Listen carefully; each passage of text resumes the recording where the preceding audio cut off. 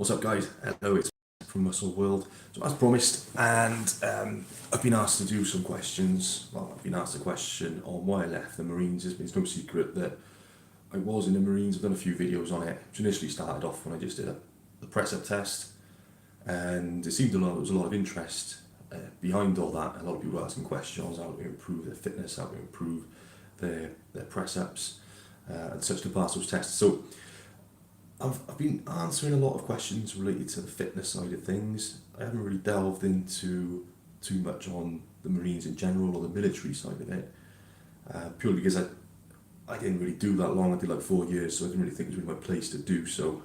But I mean, with the fitness side of things, that fitness and training has been my life for some time. So I feel that that's a place that I can actually talk to you about and have some kind of experience on it. So the question I was asked a while ago, and I did actually forget. To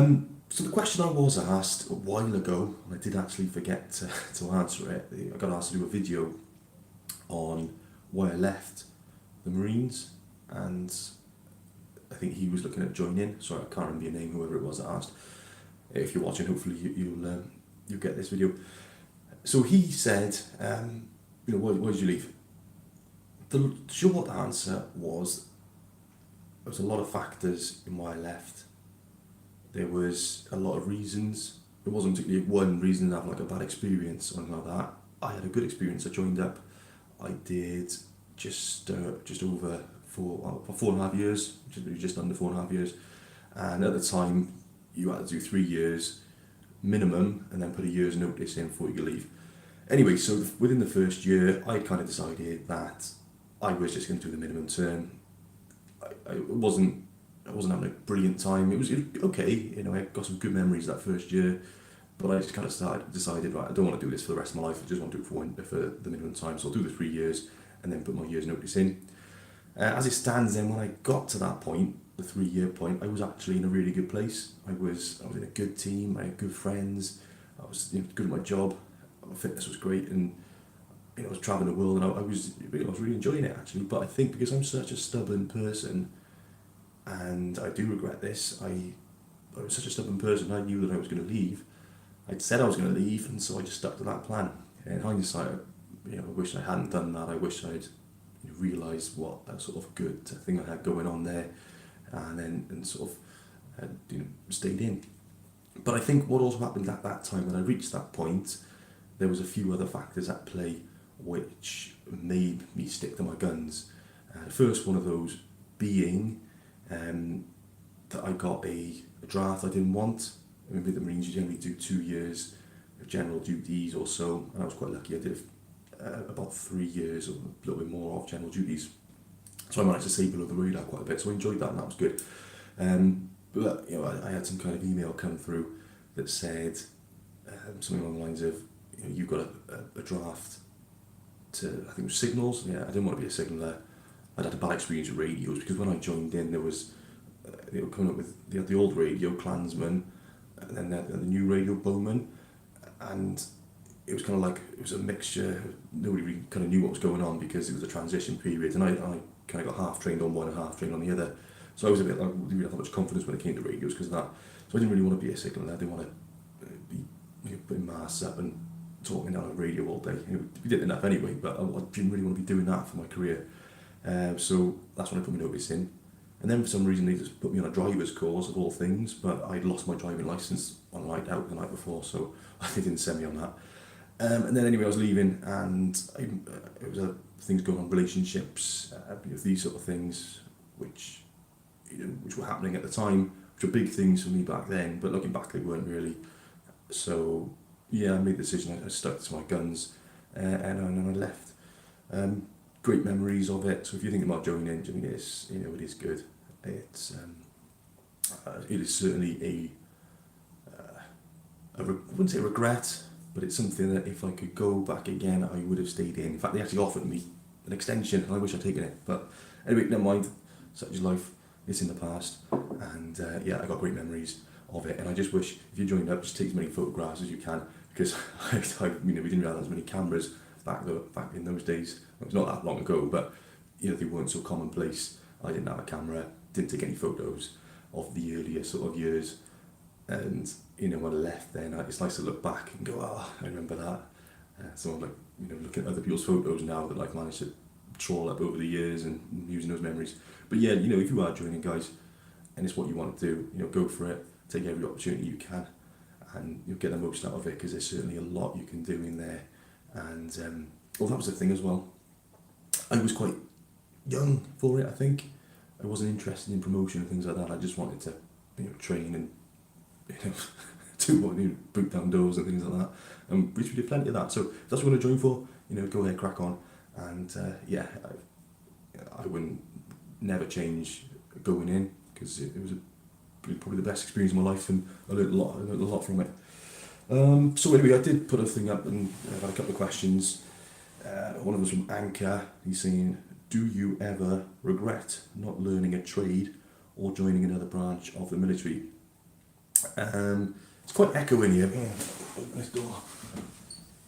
Sorry, there seemed to be a bit of an echo then. I'm not sure if you noticed that. I could hear myself talking. I opened the door, so hopefully that'll reduce that. Anyway, sorry about that. So, do I regret not learning a trade or joining another branch of the military? The trade, no. There's nothing I really wanted to do. The only one I probably would have liked to have done would have been a PTI, because I like that sort of thing, like that fitness type of thing. But none of the others really appealed to me. I think that was kind of the point.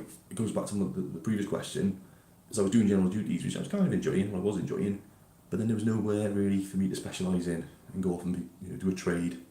So I think I was just kind of in that little kind of place where you pingable then, that's what they call it. So you get pinged for something, and I managed to dodge it for quite some time. But no, I didn't really want to do a trade. A lot of guys do. A lot of guys go in, they want to be snipers and things like that, and certainly a viable option. There's a lot of people go for that, which is why things like drivers and the clerks and things like that. You're unlucky if you get one of those, because nobody wants to join them. Another branch of the military. When I left, I actually considered it. I considered all of them, I think, actually. The Navy, I looked at, didn't really do much about that.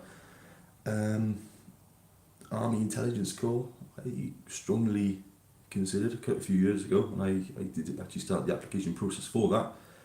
And I thought about the RAF as well at one point as well, that afterwards. So yeah, I did consider it, but they weren't really, they weren't strong considerations to the point where I was 100% committed to going to do that. So yeah, they were just considerations. There's little things popping up on the screen now. I'm not sure if it's seeing anything. Yeah, sorry, screen's all over the place. Alright, the next question was Joe Martin. He's saying, how is time spent in the Marines when you're not on operations? And yeah, you do kind of rotate around, so you'll be on operations. It depends where you are as well, depends what you're doing.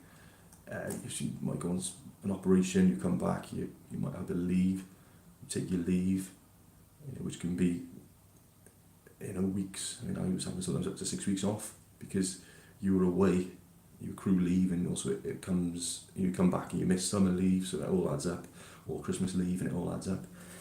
So yeah, you can get a few weeks off, and you come back, and then you're either on some kind of training program where you go away, you make a 2-week shooting package, or you might even go abroad and do some kind of exercise over there with another force, like the US Marines, for example. We used to do back and forth training with those. So it just kind of depends really, but there is a massive kind of training program which goes around in different companies, and will go on. When you're not doing those sort of things, you see you're on camp, you are kind of just milling about. You're doing things, you're still doing training, you're still keeping up on your skills, and your sergeants and your corporals will give you stuff to do. So, for example, you'll always have your training in the morning. So on a typical camp day, for example, you'll get up first thing, you go for a run, or do some kind of circuit training, and then you'll have to parade later on in the morning. You might have to clean weapons, or do a map reading lesson, or map reading practice. We might do a bit of shooting, have some lunch, and then come back and do something else. Helicopter landing, I can't remember what it's called now. But yeah, it's that long ago. But yeah, you might be practicing things like that. Sports as well. You might play game football sort of midweek, and then go to the gym in the night. So it's pretty chilled when you're on camp and you haven't got much to do.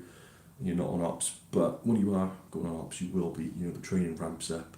You'll be going away regularly, going out in the field for a few days, few weeks at a time even, and so that's when the training really, the hard work really sort of kicks in.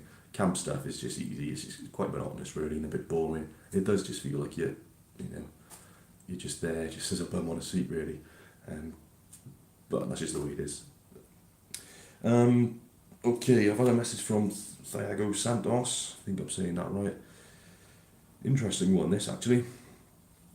Being on active duty on War on Terror, how it feel in a political point, and how do you see your country on global issues? Right, okay. We'll start off now. War on Terror. I mean, that was a massive thing when I joined up. It was all over the news in 2001 when the Twin Towers went down. Everyone saw that, and that was the big thing at the time. And if everyone was around then, I can remember that. So you were watching it on TV. Yeah, but I mean that's the sort of thing that started off the War on Terror. That kicked it off, and I guess that was the reason why we went into Afghanistan and so forth, and started off that war. I mean, I didn't go to Afghanistan, right? So just to say that there, so I can't really talk about operations in Afghanistan because I've never been there. I did go to Iraq a few times, but that wasn't really War on Terror. I mean, there was a War on Terror going on there, but that wasn't the original reason. I mean, it's quite a contentious thing, and I don't really want to go into that because I'm not a politician. I was just doing my job. I was a soldier, and I got sent to do what I was told, and that's what a soldier does at the end of the day. So we were fighting insurgents, terrorists, freedom fighters, whatever you want to call them. They were enemy to us.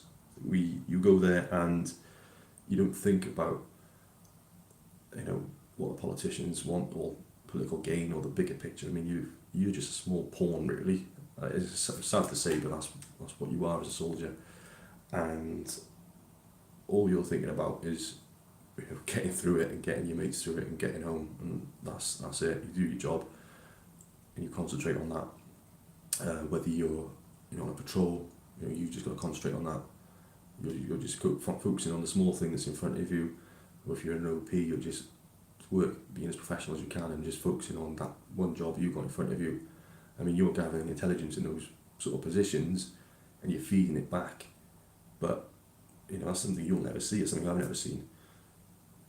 Where it goes in some massive mosaic somewhere, I imagine, some big database, but I never saw that. I just got my information, which didn't really mean much to me, and out went back there. So you kind of would have a rough idea of what your mission was or what your job task was on that day, but bigger picture, you wouldn't really think too much about it because, like I said, you were just focusing on the then and now and what you were doing at that time and what your specific role was. That's complicated enough thinking about just that anyway. How do you see your country on global issues? I mean, I see the UK as a little terrier with a big bite, with a big bark and a little bite.